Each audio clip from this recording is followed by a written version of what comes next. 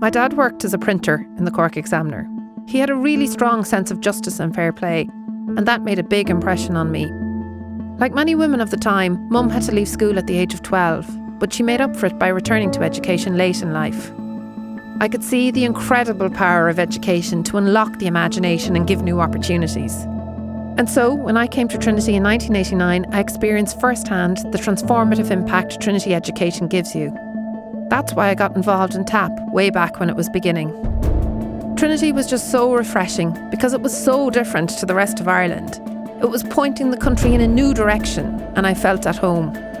That ability to challenge society and point Ireland in a progressive direction should always excite us. I am now Professor of Engineering and the Arts. I work across these domains in equal measure. It's so important to understand the links and differences between disciplines. Teaching is a big part of who I am. I've taught a wide variety of courses in different schools to both undergrads and postgrads. When we value teaching, we value our students. I really saw how important that is from being a tutor for over 15 years. Student issues matter to me, and they should matter to us all. I absolutely love research too, and I'm really proud that I founded Connect. I turned it from an idea into what it is today. It taught me a lot about leadership and about the importance of building and uniting a team, where no one is afraid to voice their opinion, and everyone feels acknowledged and respected. So when I became Dean of Research in 2018, I made sure to listen to the entire Trinity community when I created our first ever research charter and standalone research strategy. I have represented Trinity on the national and international stage. I know how to stand up for Trinity. Trinity is a wonderful university full of committed and passionate people. I love this place. But I also see the challenges we face. This election is a moment in our history, a crucial moment in the midst of a crisis, to imagine how much more we can be. Imagine Trinity as a re-energised democracy where all voices matter. Imagine Trinity as a climate-first university. Imagine Trinity where we have taken back time to truly focus on students and teaching and to do great research.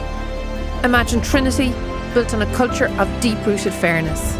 With your support, there are no limits to what we can be.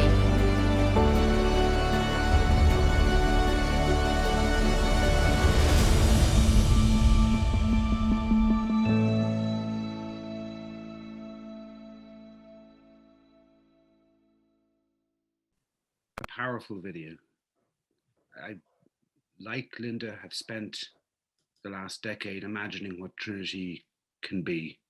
And for me, I'm now imagining what Doyle can be for Trinity. I'm Neville Cox. I'm a professor in the law school, and for the last 4 years was the university's Dean of Graduate Studies. It's my great pleasure to welcome you all to this occasion, which I think is of huge potential and huge importance for the university. It's great to see how many people have registered for this event. I can see that lots of people have joined, and I hope that lots of people want to be part of this movement for change. I would invite everyone to post questions to the chat, engage with the campaign on Twitter using the hashtag ImagineTrinity.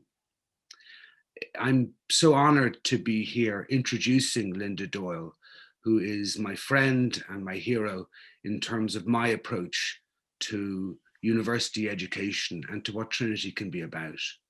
When I was the Dean of Graduate Studies, there were moments of great pressure and moments where I really doubted myself. And almost inevitably, Linda would send me a text or send me an email reassuring me that things were going okay and that I was doing an okay job. I hugely valued her friendship, her support, and also the wisdom of her guidance, because for me, she was the person who really knew the right way that Trinity should proceed if it was to be great. And so let me introduce Linda to you, and many of you will know her and many of you will have seen her manifesto, so I don't want to repeat what has already happened, but Linda is Professor of Engineering and Arts in the School of Computer Science and Statistics. She was the founder, as the video said, of Connect, this extraordinary success story, which began as a concept and turned into this extraordinary thing, which Trinity can be so proud of. Linda was the Dean of Research in Trinity. She's just finished her term at the end of last year. She delivered the university's first ever research charter and standalone research strategy. As a colleague, she has raised 70 million in research funding. She is an extraordinary teacher. She's an extraordinary researcher and has an extraordinary publication record. But she marries all this with an exceptional commitment to students. She was a wonderful lecturer, a wonderful tutor. From my perspective as Dean of Graduate Studies, she was a highly effective member of the research of the postgraduate advisory service. She's someone who commits to everyone she encounters. And for me, most importantly, in terms of what I would like Trinity to be, she is someone who is generous to everyone, who respects the dignity of everyone, who will listen to everyone, and who regards every single member of the human web that underpins everything Trinity does as being valuable and worth taking seriously. Linda, it's such a pleasure to talk to you. Your CV is such a source of inspiration to everyone. And thank you so much for giving me the opportunity to introduce you, my friend. Neville, thank you so much for saying those absolutely lovely words. I'm actually sitting here blushing. You're so kind. This is a really exciting occasion, and I'm delighted to see as well that so many people have registered. And I just want to thank everybody for all the messages and the texts. You can really feel the momentum building around the election. So, Linda, I wonder, could I just ask you a few questions to begin with? The first thing that interests me is, where did the concept of ImagineTrinity come from? It's a vision which I very much associate with you, because I've always associated you as someone who, or thought of you as someone who thinks outside the box and who will be visionary. But where did ImagineTrinity come from? Well, I suppose it came from many places, but perhaps the strongest place is kind of the journey of the selection process. And, maybe two things.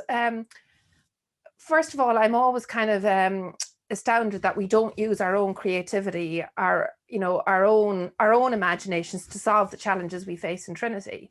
And secondly, over the course of this election, one of the greatest and most powerful things about the journey of it is the fact that there's so many people who've so much to say about the future of Trinity. They really, really care. They're opinionated in very strong and passionate ways, and we all want something better for us. So I think ImagineTrinity is an attempt to kind of capture that feeling where there's so much more we can be. There's so much more that people can give and want to give. And there's so much creativity in this university that we can use to that end. And I have to say, I kind of sense that that feeling of excitement amongst the kind of university body about what Trinity can be over the next 2 years or next 10 years. The creativity is interesting because, of course, you're professor of engineering and the arts. And I remember when I first heard that, it seemed to me incredibly symbolically important, something which crosses very different disciplines. So what does it mean to be professor of engineering and the arts? So if I could explain it this way. So I started life as, if you want to say, the plain engineer. And I always knew, I suppose, there was something missing from that for me. And over time, I began to work with people from broader backgrounds and specifically in the creative arts practice area. And the way I kind of think of it, I'm really, really interested in how technology evolves and how it develops, but I'm also interested in questioning that. And for me, creative arts practices is an amazing way to be able to kind of question the progression of technology. And those two work very well hand in hand. And it's something which I think for many of us who work in particular in sort of localized disciplines is really exciting, the kind of the fusion of two very different areas. Linda, our term our college term as deans coincided. You were the Dean of Research when I was the Dean of Graduate Studies, and we'd have talked an awful lot about the need for kindness and for everyone to be treated properly at all levels in the university, students and staff at every level. Is that, in your view, is that fundamental to the role of a provost in Trinity? Yeah, and Neville, I think that's a really good question. I mean, for me, and I suppose maybe this is how I talk about it in the manifesto, I talk about a deep-rooted fairness. And I just think it is just so important that everybody is treated, I suppose, with respect. And that underpins everything we do. And sometimes I think when people talk and use the word fairness, they think, where is the place for that in a competitive world where we are, you know, a university that's competing globally? And I suppose from my perspective, a place that's truly fair is a place where everybody can really, really excel. And when I look across Trinity, you know, there are so many different people who have a role to play to make this university great. And fairness is about recognizing all of those different roles. It's about recognizing all of the different ways we work. You know, you and I work in very, very different ways in terms of how we teach, in terms of how we do research, even in terms of the words we use. So fairness for me is about celebrating all of that in the comprehensive university that Trinity is, and using all of those talents to really, really excel. That kind of speaks to the values that I would like Trinity to espouse for the next 10 years, and that I know an awful lot of people around the university would like Trinity to espouse those values. Linda, thank you so much. Now we're going to go over to some of your supporters. First up, we have Isabel Rosas from the School of Chemistry, and then David O'Shaughnessy from the School of English, and finally Johanna Ivers from the School of Medicine.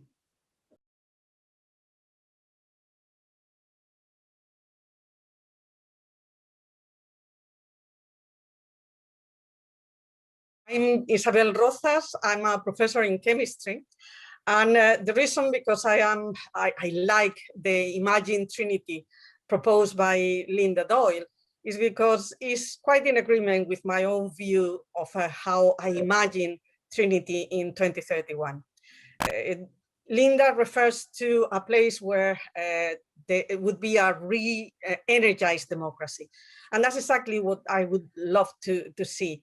A place, a university where all the decisions are taken in a democratically and transparent manner. Also, she envisions Trinity as a place where will be the most productive and creative to work, learn, and research. And I agree also deeply with that point, because I imagine Trinity as a place where staff and students will be taken care, will be treated fairly, and will be supported in all the way.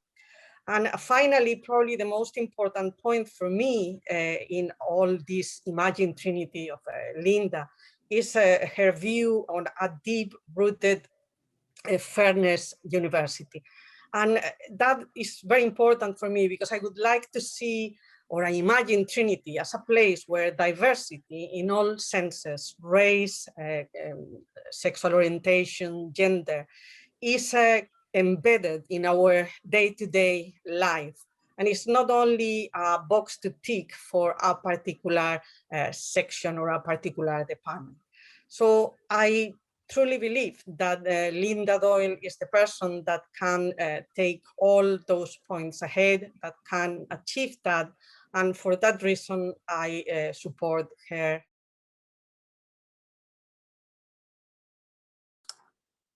Working with Linda on the College Research Committee has made clear to me that she is wholly invested in the humanities. Not only does she understand and appreciate our importance to Trinity's global reputation, but she really believes that the work we do is critical to society's well-being. And to have a provost with her STEM credentials carry that message across and beyond college will be absolutely amazing for the humanities. As a leader, I think she's collaborative, I think she's creative. She's always looking for new ideas to fix things that aren't working. And for things that are working, she wants to make them work better. She needs to hear everyone's voice when it comes to decision making.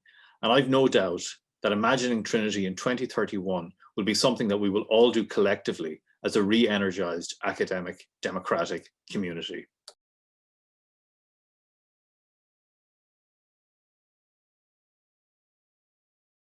We're enjoying a real surge in energy in Trinity these days because the campaign for our next Provost is in full swing. We've got 3 excellent female candidates, so it's quite a historical moment and we're all really excited about that.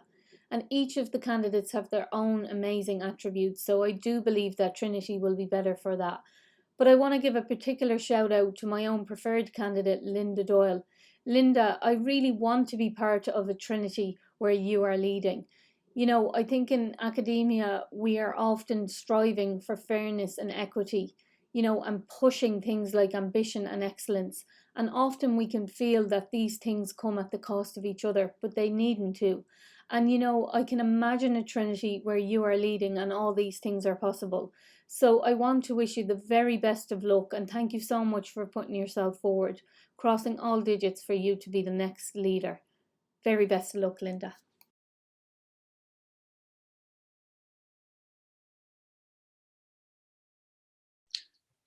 How lovely to hear from Isabel and Johanna and even David, who is a great guy, even if he supports the wrong football team.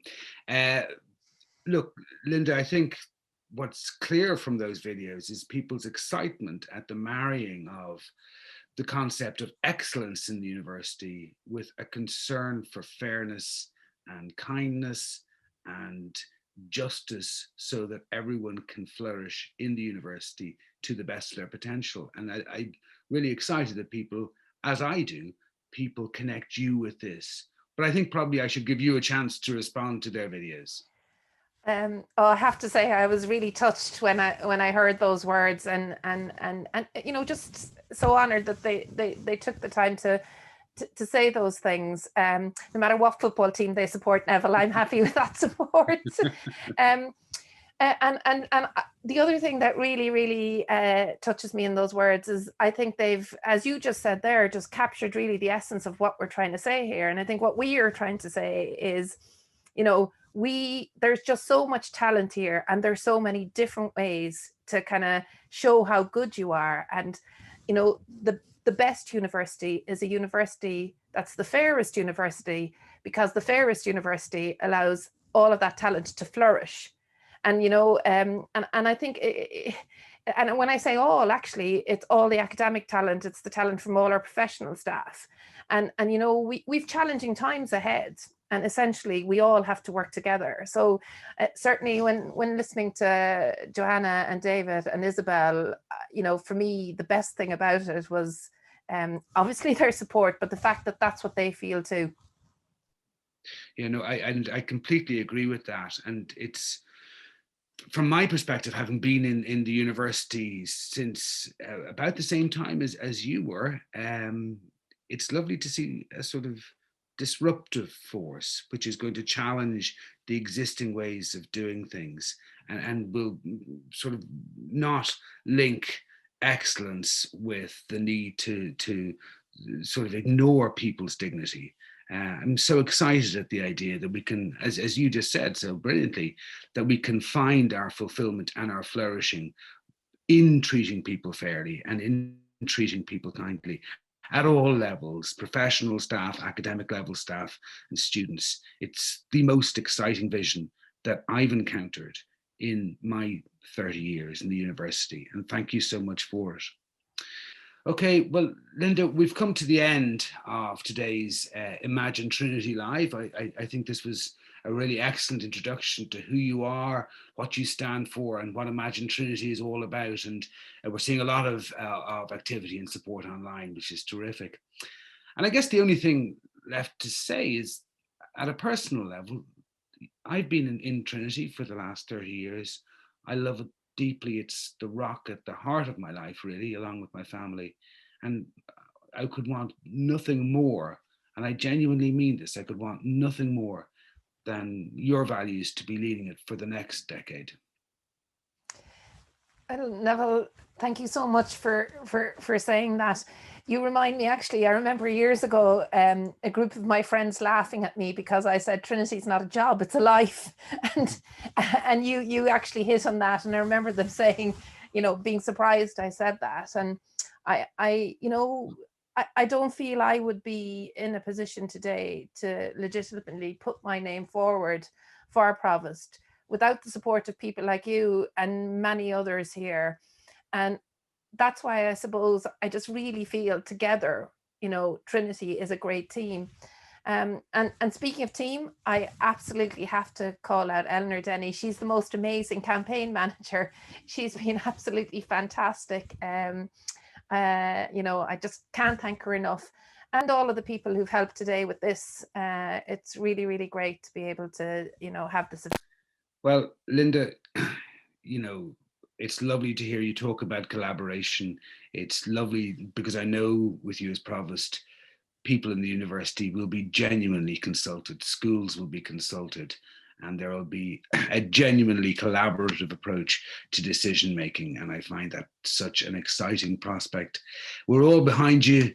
100%. We want you to win this election. We know we'd be honored and lucky to have someone like you as Provost.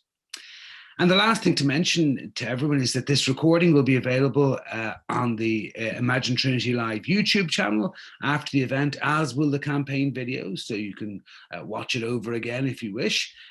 Keep engaging, keep tweeting using the hashtag ImagineTrinity. Thank you all for being here. Thank you, Linda, for all you're doing, and have a great day, everyone. Thanks, Neville.